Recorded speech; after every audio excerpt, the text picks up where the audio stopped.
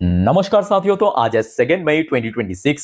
दोस्तों, कल छोड़ परसों फिर से बाजार ओपन होने जा रहा है और अभी भी देखिए जियोपॉलिटिकल जो काला बादल है वो हमारे मार्केट के ऊपर मंडरा रहा है।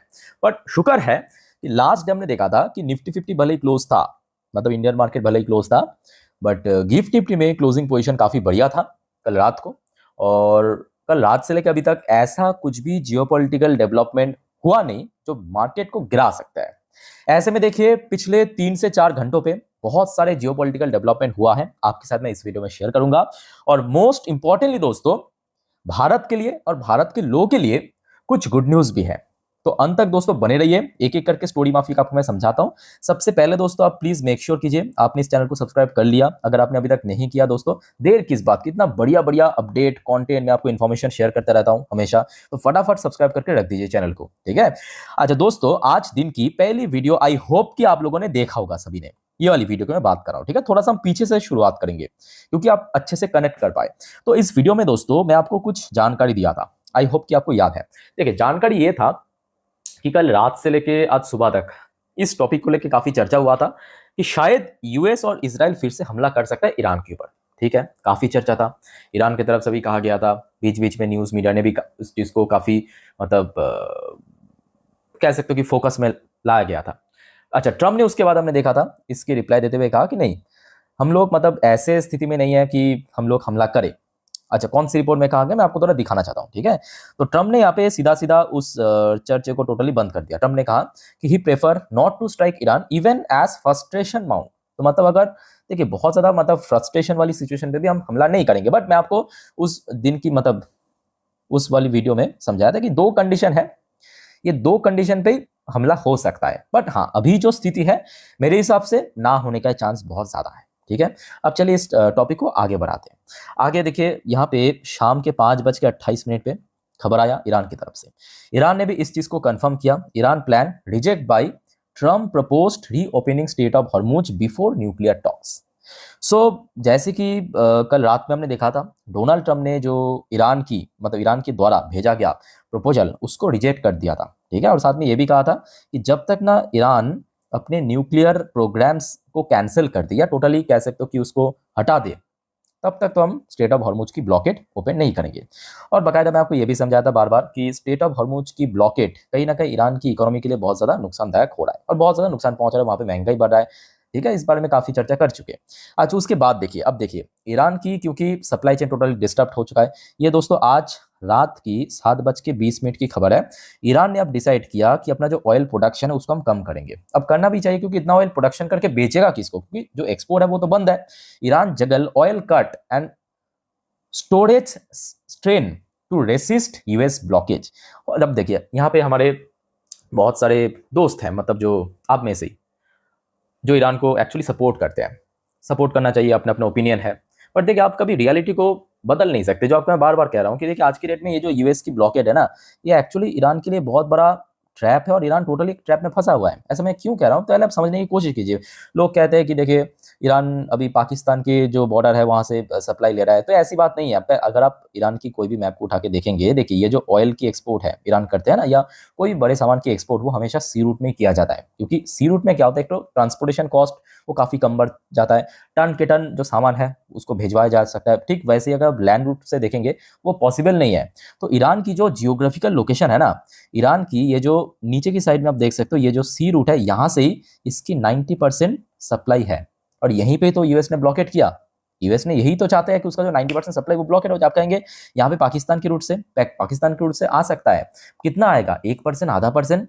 लैंड रूट में थोड़ी ना आप एक मतलब आप कंपेयर कर सकते हो एक शिप में कितना सामान आप सप्लाई कर सकते हो और एक ट्रक में कितना कर सकते हो, आप खुद को समझ आ जाएगा, ठीक है। एयर रूट में भी पॉसिबल नहीं है, वही 1-8% को बाईपास कर सकते ईरान। तो ईरान ने जिस वजह से, तो आई होप कि दोस्तों आपको समझ आ रहा है जो आपको मैं समझाने की कोशिश कर रहा हूँ, ठीक है। तो ईरान ने जिस वजह से क्या किया कि अपना जो ऑयल प्रोडक्शन है उसको ही कट कर दिया। एक बार मैं आपको पढ़ के सुनाता हूँ, ये पहले भी किया था और अभी फर्दर करने जा रहा है। As the US Nawal blockade, कारण क्या है, यूएस की जो Nawal blockade in the straight of Hormuz Titan around Iran oil trade. क्या किया है, ईरान की जो ऑयल ट्रेड है, मतलब जो ऑयल एक्सपोर्ट करता है ईरान, ईरान भी एक बहुत बड़ी एक्सपोर्टर है ऑयल की, बट वहां पे से अभी कोई भी एक्सपोर्ट इंपोर्ट ईरान की टोटली बंद है, ठीक है। एक्सपोर्ट है plunge in recent week and shortage in rapidly filling, sorry storage.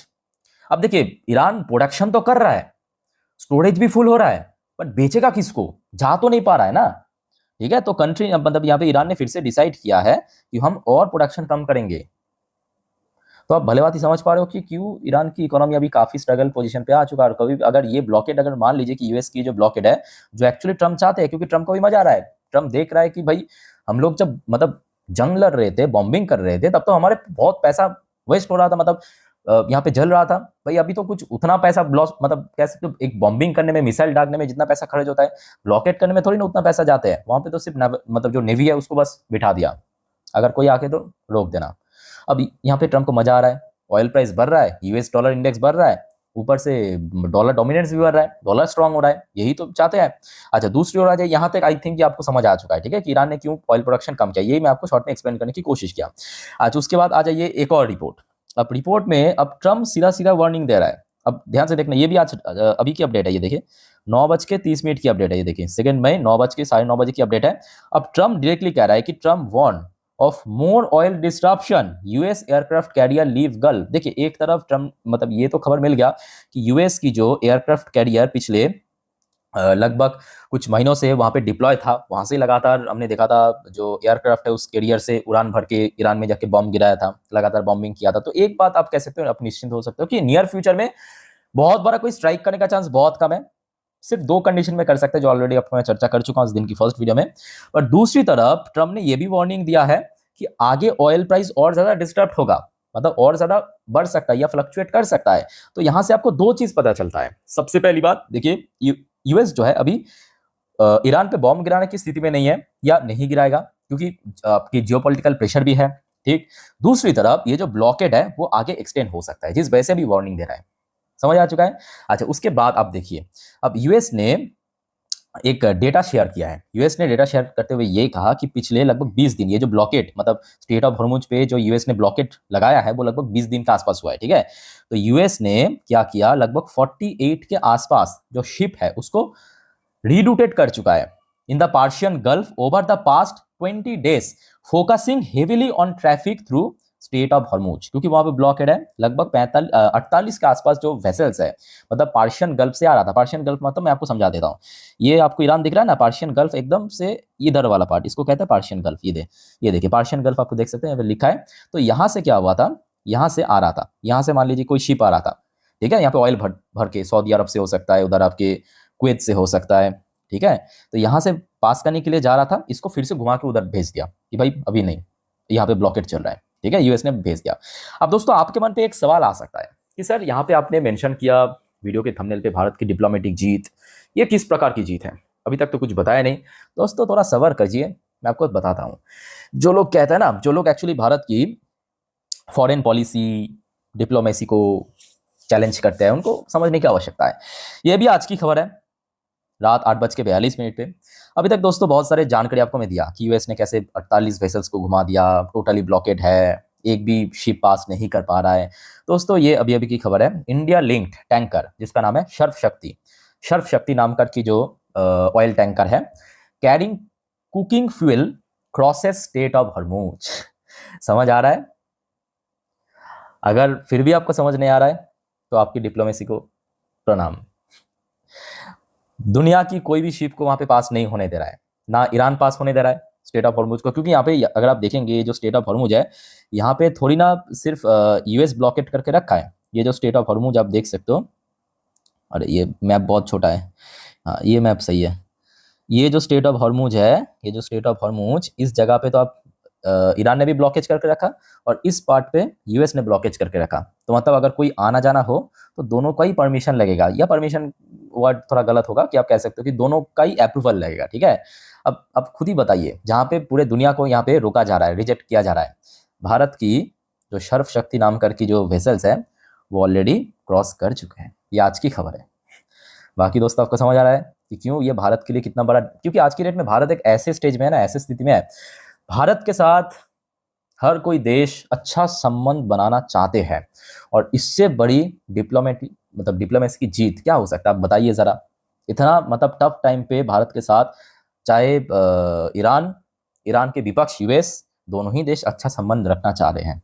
समझ पा रहे हो? तो ये मैं कहूँगा भारत के लिए बहुत अच्छी बात है, तसल्ली वाली बात है कि दुनिया भर में इतना ऑयल क्राइसिस चल रहा है, उसके बावजूद भी भारत की जो ऑयल टैंकर है वो एकदम बढ़िया से क्रॉस कर पा रहा है स्ट्रेट ऑफ हॉर्मुज को। और साथ ही साथ देखिए ये भी फैक्ट है, मैं कहूँगा साथ में ऐड करूँगा, ठीक है भारत की जो ऑयल सप्लाई है वो हो सकता है कि ठीक ठाक है, बट स्टिल वही महंगा ऑयल खरीदना पड़ रहा है, ये तो फैक्ट है ना, कि आज के रेट में जो 100 लास्ट डे क्लोजिंग दिया था $108 पर बैरल पे, उसी रेट के आसपास ही खरीदना पड़ा है, तो महंगाई तो बढ़ेगा, इंपैक्ट तो पड़ेगा, बट हाँ जो सप्लाई चेन डिस्ट्रप्शन दुनिया में हो रहा है वो कहीं ना कहीं भारत के लिए उतना ज्यादा नहीं हो रहा है। अच्छा बाय द वे दोस्तों, आज शाम के वक्त ना ईरान की जो रिप्रेजेंटेटिव मतलब जो भारत में है, ठीक है, उनको जब पूछा गया कि अभी कंडीशन वॉर की क्या कंडीशन है, ठीक है, सिचुएशन अभी क्या है स्टेट ऑफ हॉर्मुज पे ईरान पे, तो उन्होंने बेसिकली जवाब देते हुए काफी मतलब डिप्लोमेटिक जवाब उन्होंने दिया। उन्होंने कहा कि भाई देखिए अभी ना वॉर चल रहा है वहां पे, ना पीस है, बीच वाली एक सिचुएशन में फंसा हुआ है। मैं कहूँगा बात तो सही है, क्योंकि ना वहाँ पे बॉम्बिंग चल रहा है, मतलब दोनों पक्ष यूएस इसराइल ईरान, बॉम्बिंग टम्बिंग तो नहीं चल रहा है, ना मिसाइल चल रहा है, और ये भी फैक्ट है कि वहाँ पे शांति भी नहीं है, पीस नहीं है, सिर्फ ब्लॉकेट करके रख दिया। इधर यूएस ने ब्लॉकेट करके रख दिया, उधर ईरान ने ब्लॉकेट करके रख दिया, देखते हैं कि कब तक चलता है, बट हाँ ये फैक्ट है।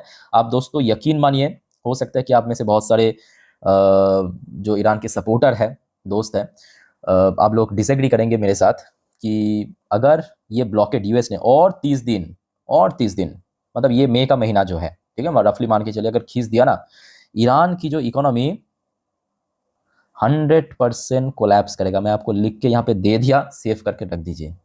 या इसका मतलब इसको टालने का सिर्फ दो ही उपाय है, या तो ईरान ने जो यूएस चाहते हैं, यूएस की जो डिमांड है उसके साथ फुलफिल कर लिया नेगोशिएट करके, या तो चाइना और रशिया डायरेक्टली सपोर्ट में आ गया ईरान की। ये दो ही कंडीशन है, ये जो ईरान की इकोनॉमी कोलैप्स होने से बच सकता है, अदरवाइज होने का चांस है, क्योंकि ये फैक्ट है, देखिए रियलिटी को कभी बदल नहीं सकते, ये फैक्ट है, ठीक है। बाकी दोस्तों आगे और भी बहुत सारी जानकारी मिलेगा, बट फिलहाल स्थिति मैं कहूंगा मार्केट के लिए ठीक ठाक है, ऐसा कुछ भी न्यूज नहीं है कि मार्केट को गिरा सके। अब देखते हैं कि कल क्या होता है, क्योंकि अभी भी मार्केट ओपन होने में लगभग 36 घंटे के ऊपर बाकी है, ठीक है। तो जो भी अपडेट आएगा दोस्तों मैं आपको टाइम टू टाइम दे दूंगा, बस आप चैनल को सब्सक्राइब करके रखिए। बाकी कोई कंफ्यूजन डाउट कमेंट करके बताइए। वाइंड अप करता हूँ, टेक केयर, बाय बाय, जय हिंद।